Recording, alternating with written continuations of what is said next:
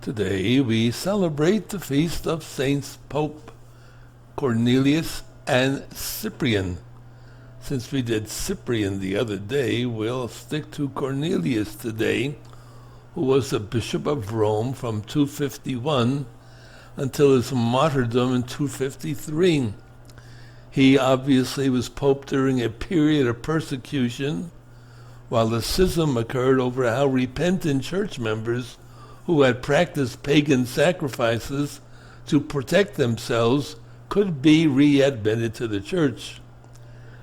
He agreed with St. Cyprian that those who had lapsed could be restored after doing a certain amount of penance. The persecutions ended, but then came back in 251. Cornelius was sent into exile and may have died from the rigors of his banishment. It is possible that he was beheaded.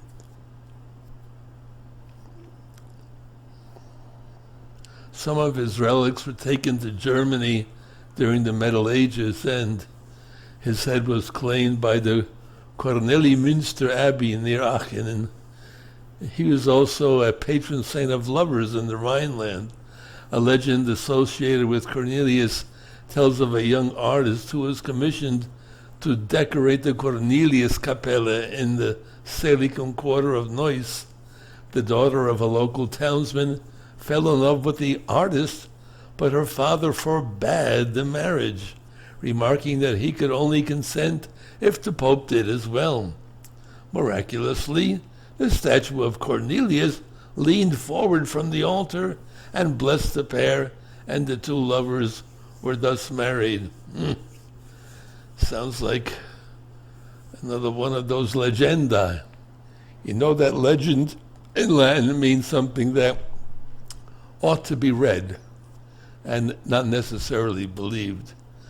In any case, we pray for our Pope, who was a martyr, and we remember that the word martyr comes from the Greek meaning witness.